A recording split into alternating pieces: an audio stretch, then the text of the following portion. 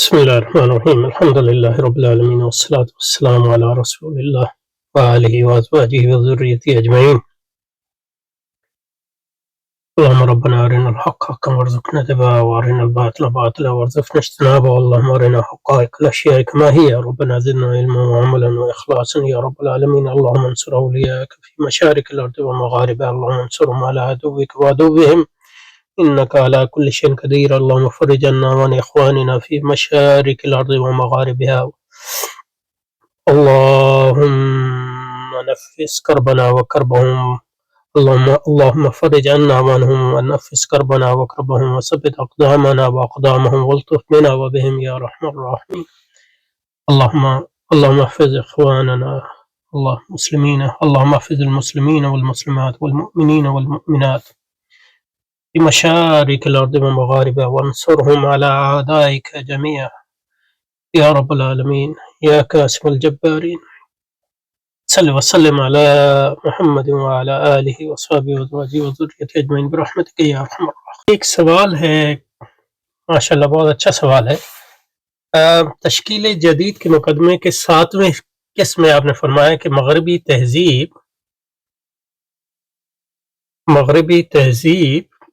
19ویں صدی کے اواخر اور 20ویں صدی سے روح بازار ہو جائے. اس کا کیا مطلب ہے؟ کیونکہ ہم تو آج تک یہی سنتے آ رہے ہیں کہ مغربی تہذیب آج بھی پوری دنیا کو اپنے لپیٹ میں لے چکی ہے.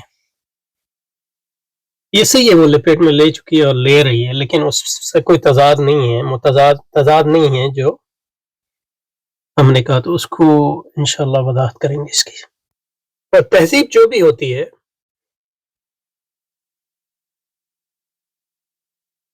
ایک تو اس کی اندرونی قوت ہوتی ہے.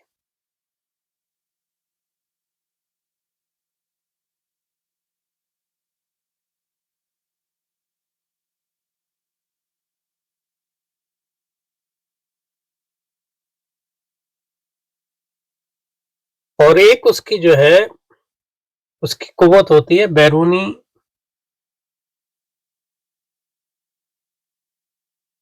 دشمنوں اور بیرونی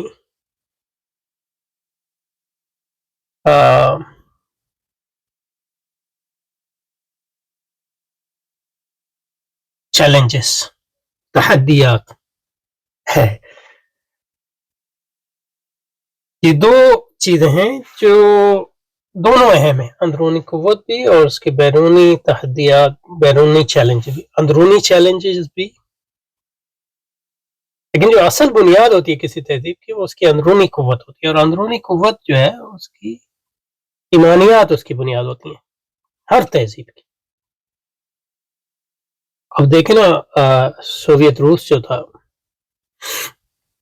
وہ ایک نظام تھا تہذیب، لیکن اس کو نظام کو بھی تہذیبوں کو بھی اس پہ سمجھ سکتے ہیں.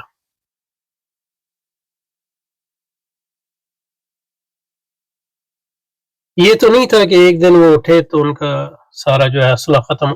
کسی نے تو ان کو شکست نہیں دی. کوئی امریکہ کہتا ہے کہ اس نے اس کو شکست دی، لیکن یہ صحیح نہیں ہے.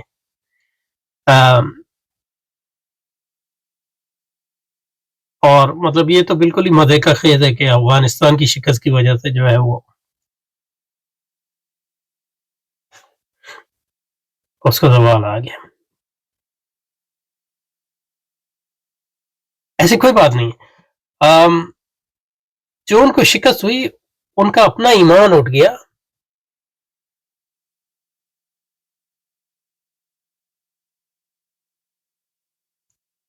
اپنے نظام سے، اور وہ سب ایمان لے آئے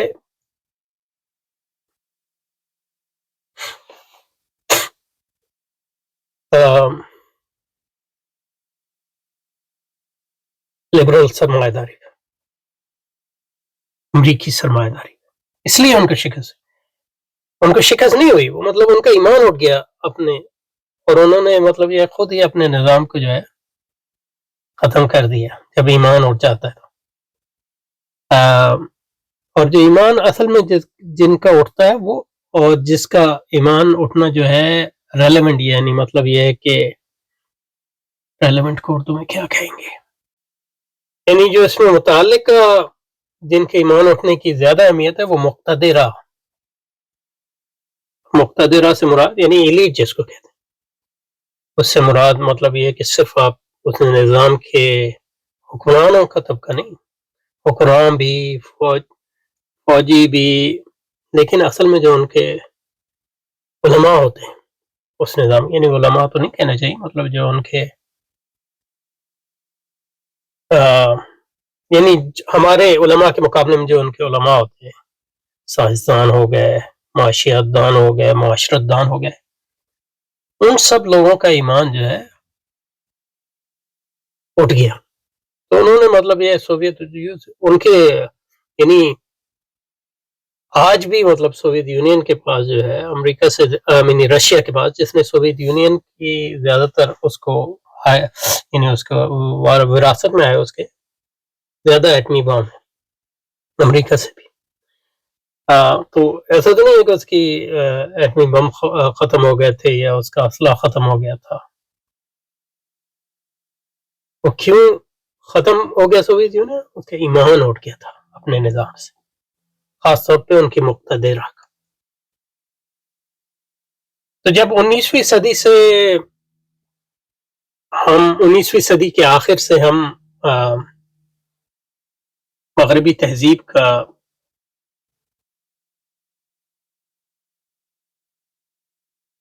زوال گرداننا شروع کرتے ہیں، اس سے مراد ہماری ہوتا ہے کہ ان کے اندرونی جو ایمان ہے اپنی تہذیب پر اٹھا تو نہیں، ظاہر ہے کمزور ہونا شروع ہوا.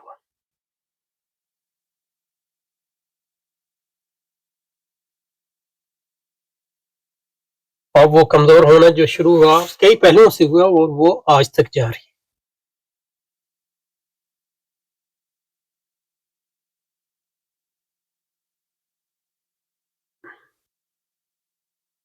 اور مختصراً جو وہ یہ ایمان ان کا کمزور ہونا شروع ہوا، اٹھا نہیں، اس لیے کہ ایک تو یہ ایک متبادل کوئی نہیں ہے. مطلب روسیوں کے پاس، روس تو دیکھ رہے تھے امریکہ کو، ان کا ایمان بھی اٹھ رہا تھا، اور وہ بھی یہ بھی دیکھ رہے تھے کہ مطلب یہ کہ جس چیز کو ہم نے اپنا مطمع نظر بنایا تھا وہ تو امریکی زیادہ بہتر طریقے سے حاصل کر رہے ہیں، ہمارا طریقہ غلط ہے، امریکیوں کا طریقہ صحیح ہے. تو ایک تو وہ ایمان ان کا اپنے نظام سے کم اٹھ رہا تھا، اور دوسرا ان کے پاس متبادل تھا جس کی طرف بڑھے. لیکن مغربی تہذیب کی نظر میں تو کوئی متبادل نہیں ہے ان کے، لیکن اندرونی ایمان کمزور ہو رہا ہے، کیونکہ جو انہوں نے دعوے کیے تھے، دعوے کیا تھے کہ عقل کی بنیاد پہ ہم کائنات کو جان سکتے ہیں، انسان کو جان سکتے ہیں، کیا ہمارا تعلقات ہونا چاہیے اس کو جان سکتے ہیں، کہ ہماری اخلاقیات ہونی چاہیے اس کی جان سکتے ہیں، وہی وغیرہ کے بغیر یہ ممکن ہے. سب سے پہلے تو ان کا یعنی عقل کی اس استطاعت پر ایمان جو ہے کمزور ہونا شروع ہوا، کہ وہ کائنات کو جان سکتی ہے، انسان کو جان سکتی ہے، معاشرے کس طرح ہونا چاہیے اس کو جان سکتی ہے. ایمان اٹھا نہیں لیکن کمزور ہو گیا. انہوں نے کہا یہ عقل تن تنہا نہیں کر سکتی، وہ کہ اس کے نتیجے میں وہ جو ہے وہی کی طرف نہیں لوٹے، لیکن انہوں نے کہا ہماری روایات وغیرہ یہ اہم ہے وغیرہ وغیرہ. مختلف لوگوں نے مختلف بات کی، لیکن جو اس میں بات یہ ہے کہ جو ان کا اندرونی عقل پر ایمان ہے وہ اٹھنا شروع ہوا. اور اس کی مطلب یہ ہے کہ اظہار جو ہے ان کے فلسفوں میں ہوتا ہے. مثلا نیٹشے جیسے لوگ پیدا ہوئے، بعد میں ہائیڈگر جیسے لوگ، پھر پوری پوسٹ ماڈرن تحریک جو ہے پس جدیدی، وہ اسی کا نام ہے. اسی طرح جو ہے انہوں نے یہ سوچا تھا کہ ہم جو ہے کائنات پر غالب آ جائیں گے، اسے عقل کی بنیاد پہ امراض کو ختم کر دیں گے وغیرہ وغیرہ. وہ ایمان بھی اٹھا نہیں، لیکن یہ کہ یعنی حتیٰ کہ وہ یہ بھی کہتے تھے کہ موت پہ بھی ایک دن قابو آ جائے گا. تو یہ ایمان جو ہے کمزور ہوتا چلا گیا. ایک تو یہ ہے کہ مطلب انہوں نے دیکھا کہ موت وغیرہ پہ کوئی قابو نہیں پایا جا رہا، اور گو کہ ہم غالب آ رہے ہیں کائنات پہ، لیکن مکمل غلبہ ممکن نہیں ہے، اور کائنات جو ہے اس غلبے کی بہت بڑی ہمیں قیمت ادا کرنی پڑ رہی ہے۔ مثلا یہ کہ